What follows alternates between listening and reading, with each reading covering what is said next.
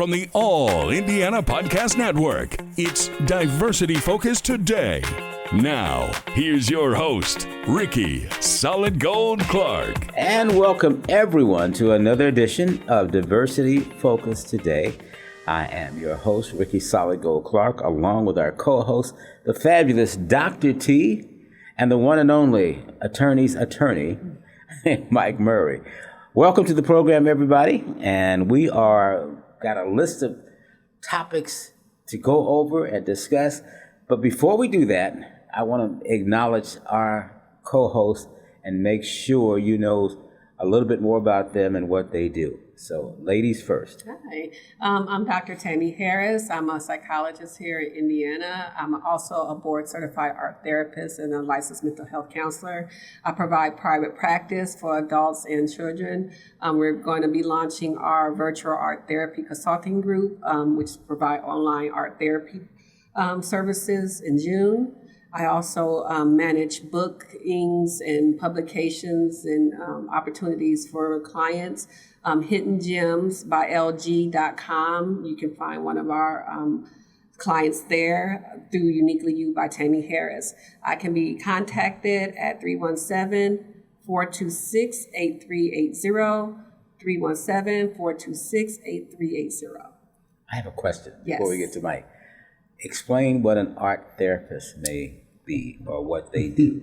Okay, well, in short, Because I could go on my lovely soapbox, but art therapists use art as a way to help people process inner, I would say, subconscious entities of things that are traumatic, things that are of anxiety, things that are depression.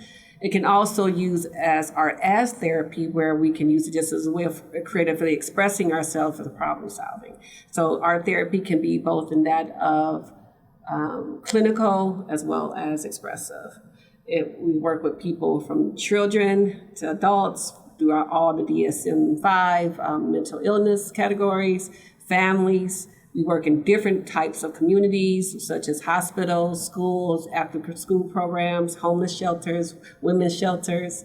So it's definitely very broad and meant for everybody except children. That's usually the misconception about art therapy, that's only for kids, but it's not. I even use it myself to even process dreams, to to help process dreams. Okay. Yes, and to really get to the root of, mental illness and difficulties that you might have. Well, we're going to have to make sure you give your number again. That's a whole discussion. A whole bunch of processing dreams, girl. Like, you see, let me see my it. phone number. What dream did I have yesterday? Okay. 317-426-8380. Slowly, because, see, that's a lot of folks. I'm trying to write you. We're going 317-426-8380. And you can contact me for, I give 30-minute free consulting to kind of see what your need is as far as need for art therapy or counseling or any type of workshops you would need. And I also work with Lloyd Garrison. He does poetry and art. So we kind of use both the expressive therapies to help people. Is there a website or an email address that you wish to give? You can go to drT@drtamihharris.com. That's drT@drtammyharris.com. And our website is hiddengemsbylg.com. Okay. Yep. And we'll go back over that toward the end of the program. Yep. For those that didn't get it and say, I gotta get my pencil and pad. You gotta say that again. Okay. Thank you. Long. Okay. Mike, attorney Mike, who has done so many things. Hi, Ricky. Good morning. Yeah, I'm an attorney. I'm mainly a corporate attorney. I do business law, contract law, and I do internal investigations, HR matters. But I also have a publishing company, the Cricket Cottage Publishing Company, which is online at thecricketpublishing.com. Our number is 463-320-6127. Okay. I guess I was expecting more. Well, I am a lawyer, and we do charge by the hour and the word, right? So. Right. That's why I say short version, the 30-minute version. But hopefully, like I would be able to present some of the works that we do and talk more about art therapy in future programming. Yeah, and do okay. I got definitely some interviews lined up to bring to you on that. Exactly. So you'll definitely be hearing more. Okay. And at some point, I'd like to talk to you about some of the books that we do. Yes. Yeah, well, we certainly need to add that to the mix, Yes. you know. And of course, Tammy, we know that you also do ghostwriting, so, you know, hey. Editing, We got creative. a talented team here, everybody. And and Brian, of course, does the website. Brian Wallace, and the name of his company, B-Dub Creative. B-Dub Creative. He did my website. Yeah, and he's working on this one, diversityfocustoday.com. So that should be up here pretty soon. So anyway, back to what we had on the agenda for this evening or this morning, whatever time you're watching us or listening to us right now. Wanted to let everyone know when we talk about diversity is just not dealing in the race, you know. Diversity is, and see, I have my card here, and I had to do it this way because, you know, you get as young as I am, you have to read and get close. Diversity consists of course, for like African Americans, Asian, Hispanic Americans, Native Americans, women, veterans, disabled, senior citizens, LGBTQ community, and it's still listed as also with the Me Too movement. Did I leave anybody out? Different religions. Or non-religion. Or non-religious, yeah, that's part of diversity too. So when we talk about diversity, it includes anything and everything, and we want to be able to provide all the information we can because information is power, information is key, and I think that is what is lacking in our society, not being informed, not knowing what's going on in your life, your neighborhood, your communities, you know, your schools, your job, all the above. So we hope to be able to enlighten everyone during our program. And I think this will be a good time to also encourage them to write or contact us through our Facebook page for questions or ideas and support. Or comments.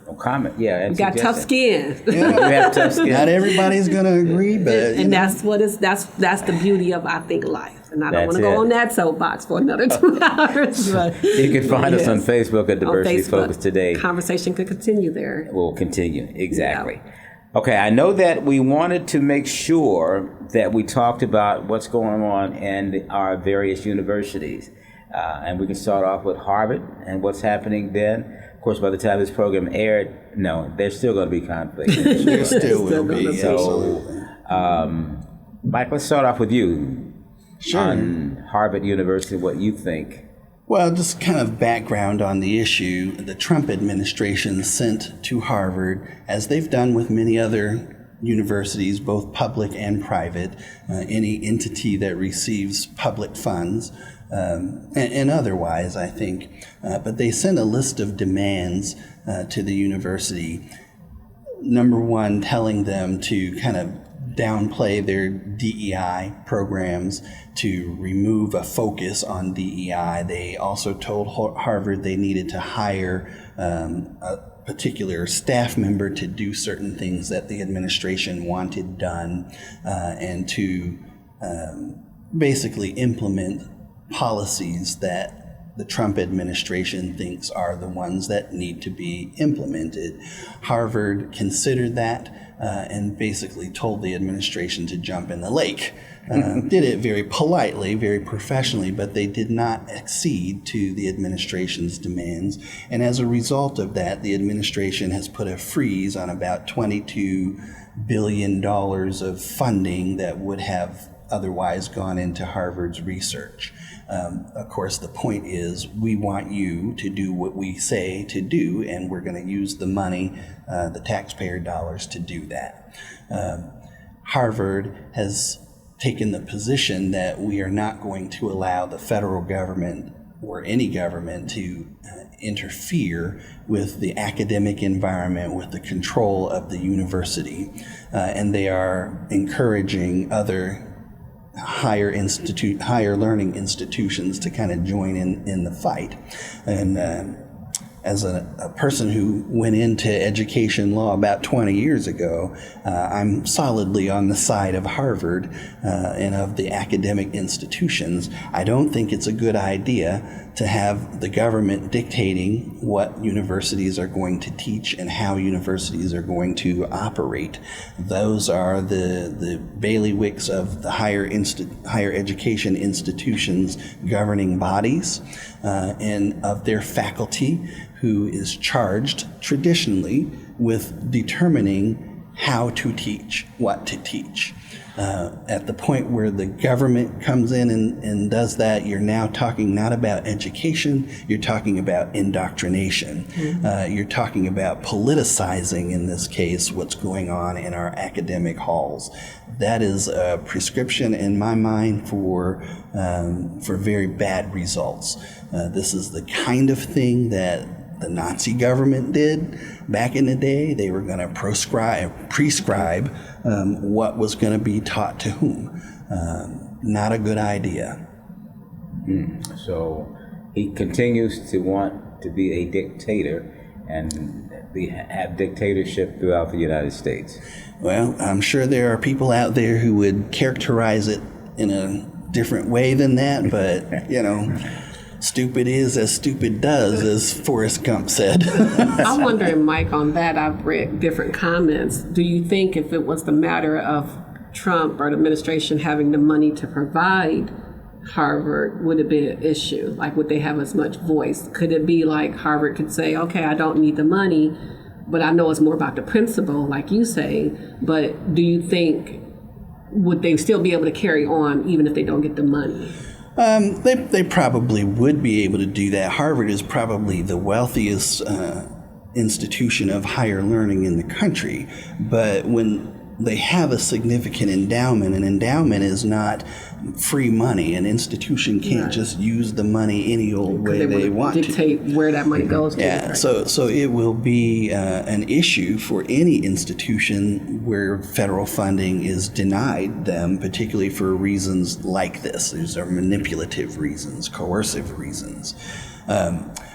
But it's not just the institution that suffers from that, it's the American public as a whole. Because these institutions, the government cannot do all the research that needs to be done. Where there are advances in medicine, advances in science, advances in basically everything that touches the human experience in this country and well beyond, a lot of that comes from our research institutions. There's a partnership that has existed, since the beginning of formal education between the institutions, the government, private sector. And when the government is taking that money out of play for the institutions of higher learning, it does affect who can research and what can be researched, how much research can be done. Corporations, private sector, they rely on academia to provide them with students, with innovation, with research in and of itself, with innovation. A lot of things come out of UK or IU or different institutions of higher learning that get spun off and privatized into the private sector. So when they're doing this to Harvard, when they're doing this to other institutions of higher learning, whether they're public or private institutions, they are affecting you and me. They are affecting children. They are affecting old people. They're affecting veterans. They are affecting everyone in doing that, and it's very coercive. Very coercive. I mean, I think it feeds into the narrative of the administration. It came out of the WHO. So that fits the narrative. We don't need the research because we don't need WHO. Right. We don't need science. We don't need vaccinations, but the measles are going up. We don't need that. And then so it fits their narratives to say, don't take our money. Yeah. And they can put it into their narrative of, that's what I still don't understand. Where is all this money going to? Golf? Yeah. They say he spent more money in golf his first month, right? Is that where the money going to? Well, golf tournaments at his That's facility in Florida. I mean, he's getting it one way or the other, either through the front door, or the back door, or the side door. So I wonder where would that $22 billion or so go if Harvard say, okay, but we don't stand by principle.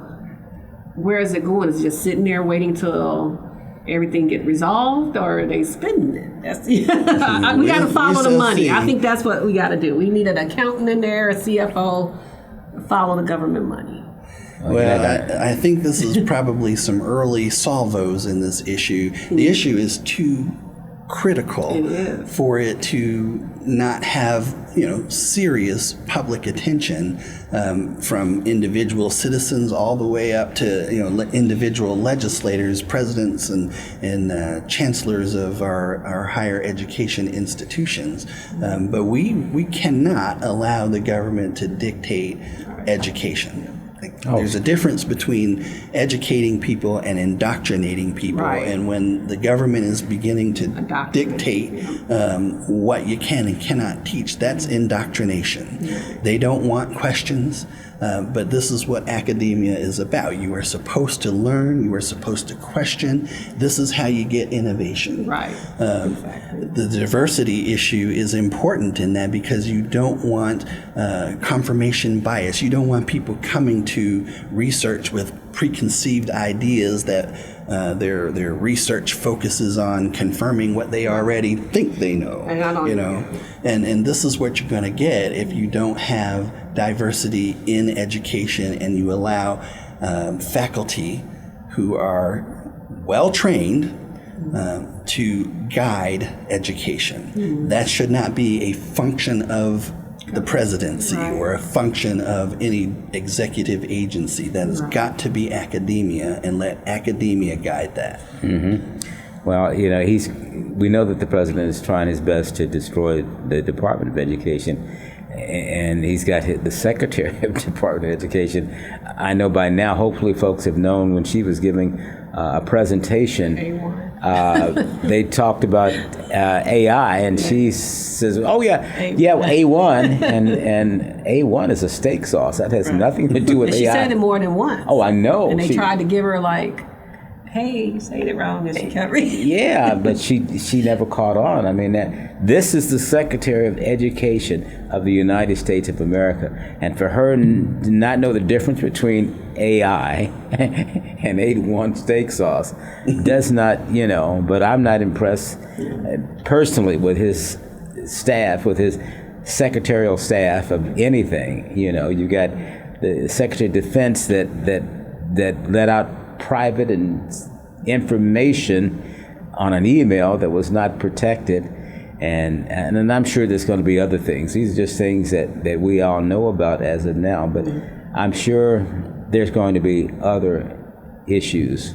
Well, they will talk about this in terms of efficiency and in terms of eliminating fraud, waste, and abuse. And I always think that there's value to looking at what you are doing and trying to, marshal some improvements, incremental improvements, major improvements. There's always value to looking critically at what you're doing and trying to do things better.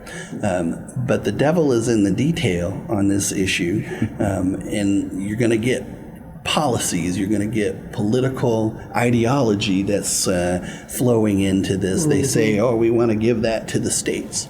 Yeah. Well, the Department of Education, the federal government is about kind of providing for the common good. Right. And we need to have some common good. We need to have some common planning if we are going to be competitive as a nation.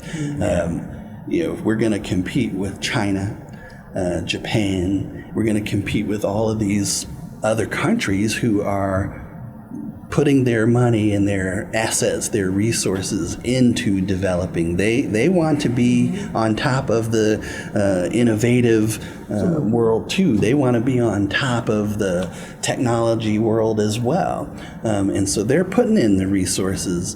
And if we don't continue to put forward those resources into our own education, we are not going to be competitive for long. We will not be the number one economy for long. We are not going to be militarily competitive for long.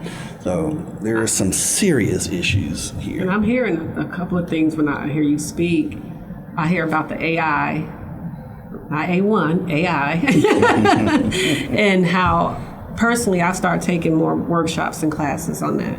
It's like you don't want to be left behind. You're either going to be the computer telling you what to do, or you telling the computer what to do. I want to be on that side. So it's just like going from that, you mentioned before, the typewriter to a keyboard. This, and then that kind of fits the narrative, I believe, if that's what they're putting out there. Why have Harvard if you can learn on your own? But I also see that the AI, since I've been learning it, because now I have a better understanding of how it works and why it works, it depends on the information that you put into it. Absolutely. And then ChatGPT is based on only data up to 2013. But the newer versions are now, don't have a lot, but they want to, you'll see it. You could be a psychologist today, use our notes. You could be a teacher, use our art. You could do because the professionals are putting the information that they need to teach and put it back at you. Okay, so that makes sense. That's the difference. Right. So you need to. So you got to kind of watch what you put into AI, but it's going to never take over the conceptions, the knowing of that professional. Like you can know all about DJing. You go into and put it in a computer. It's collecting the data and creating a chat or an AI response based on your profession, but you gave it the information. Same way with the artists. Right now it's a third reality. We've seen all these videos, and now I got the eye. I could tell the difference. But they put out these fake videos through AI and put a headline on it. That's that 10-minute bite, 10-second bite, to make it feel like it's real. And now I'm hearing in the chats, is this real? Is it not real? And then we go back to art therapy and dreams. I can distinguish, but now you put it on the internet, it automatically seems real because it's been constructed through AI.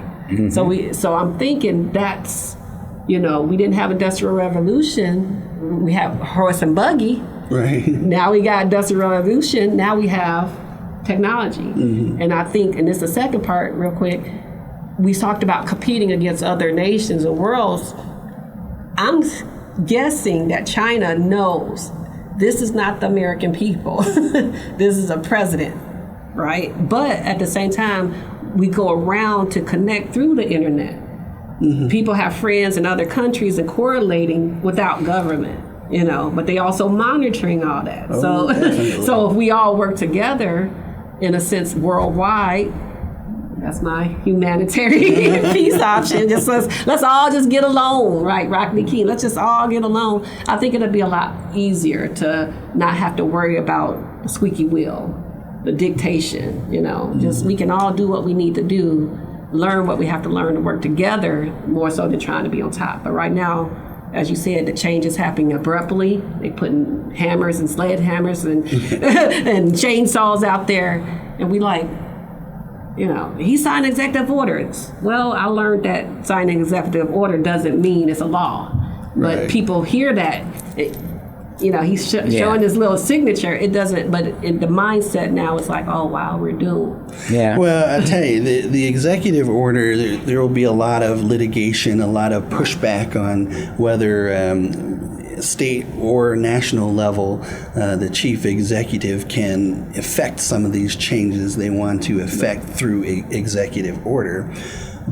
But the thing for me is it really shows what that person values.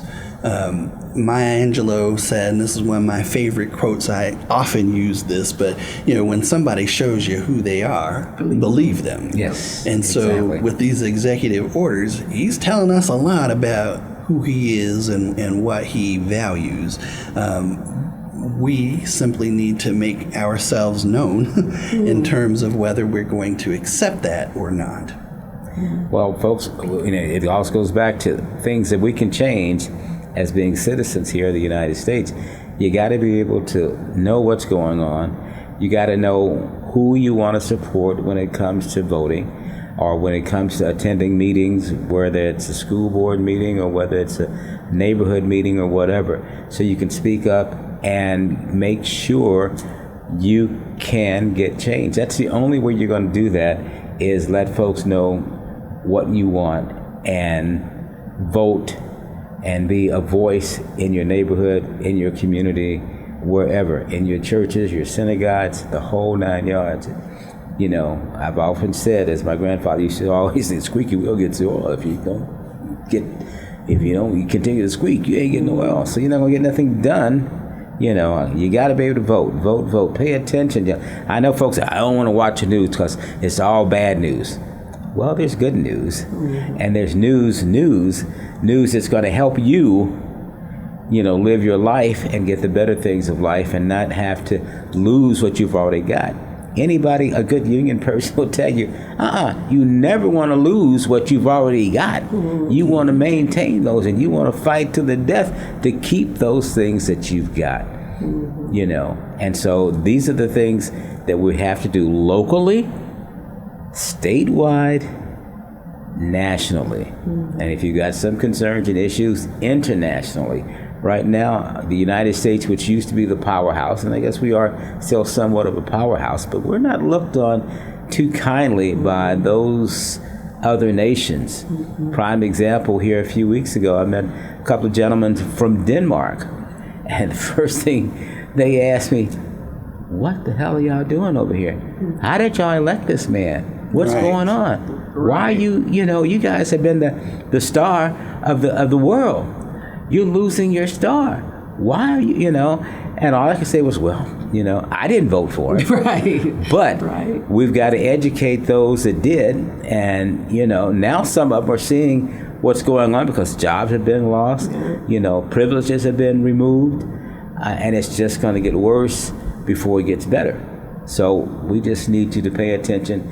And when it's time to vote, when it's time for you to speak up, then do so. It doesn't matter whether you're having a bridge game and you want to speak up at the card game, or whether you're at the dinner table. But you've got to speak up, and please know what's going on. We're not telling you who to vote for, but at least become educated of both sides of the issues and who represents your best interests.